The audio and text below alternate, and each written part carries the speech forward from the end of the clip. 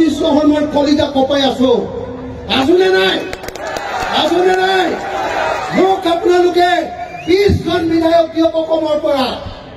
আপোনালোকে অসমৰ পৰা মোক 20 জন বিধায়ক দিয়ক ৰঙা নদীৰ পৰা আপোনালোকে মোক ৰাইজৰ দলৰ বিধায়ক দিয়ক মই এখন নতুন ৰঙা নদী আপোনালোকক উপহাৰ দিম মোক 20 জন এমএলএ দিয়ক মই আপোনালোকক এখন নতুন অসম উপহাৰ দিম নতুন অসম এখন আপোনালোকক উপহাৰ দিম যিখন অসমত প্ৰত্যেক জোৰা পথাৰত পানী যোগান হ'ব প্ৰত্যেক জোৰা পথাৰ মাটিত মানুহৰ মাটিৰ পট্টা থাকিব পথাৰত পানী যোগান হ'ব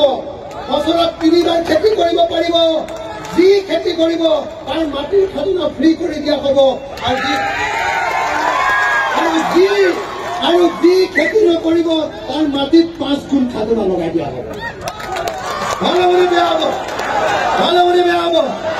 সকলো পথাৰতে আমাৰ চৰকাৰে বনাবলৈ দিয়ক অসমত এজন খেতিয়কে আজিকালি বছৰত এবাৰ খেতি কৰে আমি 3 বাৰ খেতি কৰাই দিম ভালে এতিয়া যাৰ ইনকাম 500 টকা তাৰ ইনকাম 1500 টকা হ'ব বুজিছেনে নাই সব অসমীয়া মানুহক ধনী কৰি দিম সবকে ধনী কৰি দিম হয়নে 2 নম্বৰ খেতিয়কে উৎপাদন কৰা সব বস্তুৰ দাম দিম বিশ্ব শৰ্মাৰ কলিজা কপাই আছো আজুনে নাই মোক আপোনালোকে 20 জন বিধায়ক দিয়ক অসমৰ পৰা আপোনালোকে অসমৰ পৰা মোক 20 জন বিধায়ক দিয়ক ৰঙা নদীৰ পৰা আপোনালোকে মোক ৰাইজৰ দলৰ বিধায়ক দিয়ক মই এখন নতুন ৰঙা নদী আপোনালোকক উপহাৰ দিম মোক 20 জন এমএলএ দিয়ক মই আপোনালোকক এখন নতুন অসম উপহাৰ দিম নতুন অসম এখন আপোনালোকক উপহাৰ দিম যিখন অসমত প্ৰত্যেক জোৰা পথাৰত পানী যোগান হ'ব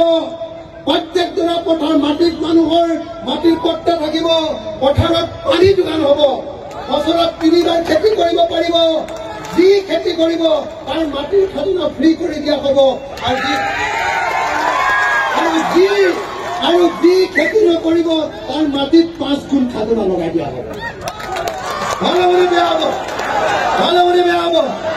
সকলো পথাৰতে আমাৰ চৰকাৰে বনাবলৈ দিয়ক অসমত এজন খেতিয়কে আজিকালি বছৰত এবাৰ খেতি কৰে আমি 3 বাৰ খেতি কৰাই দিম ভালে এতিয়া যাৰ ইনকাম 500 টকা তাৰ ইনকাম 1500 টকা হ'ব বুজিছেনে নাই সব অসমীয়া মানুহক ধনী কৰি দিম সবকে ধনী কৰি দিম হয়নে 2 নম্বৰ খেতিয়কে উৎপাদন কৰা সব বস্তুৰ দাম দিম বিশ্ব শৰ্মাৰ কলিজা কপাই আছো আজুনে নাই মোক আপোনালোকে 20 জন বিধায়ক দিয়ক অসমৰ পৰা আপোনালোকে অসমৰ পৰা মোক 20 জন বিধায়ক দিয়ক ৰঙা নদীৰ পৰা আপোনালোকে মোক ৰাইজৰ দলৰ বিধায়ক দিয়ক মই এখন নতুন ৰঙা নদী আপোনালোকক উপহাৰ দিম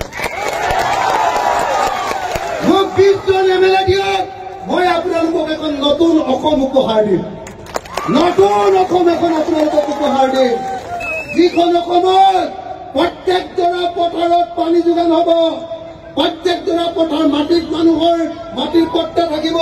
পথাৰত পানী যোগান হ'ব বছৰত 3 বাৰ খেতি কৰিব পাৰিব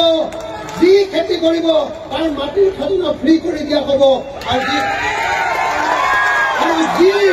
আৰু যি খেতি নকৰিব তাৰ মাটিত 5 গুণ খাজনা লগাই দিয়া হ'ব ভালে বেয়া হ'ব সকলো পথাৰতে আমাৰ চৰকাৰে বনাবলৈ দিয়ক অসমত এজন খেতিয়কে আজিকালি বছৰত এবাৰ খেতি কৰে আমি 3 বাৰ খেতি কৰাই দিম ভালে এতিয়া যাৰ ইনকাম 500 টকা তাৰ ইনকাম 1500 টকা হ'ব বুজিছেনে নাই সব অসমীয়া মানুহক ধনী কৰি দিম সবকে ধনী কৰি দিম হয়নে 2 নম্বৰ খেতিয়কে উৎপাদন কৰা সব বস্তুৰ দাম দিম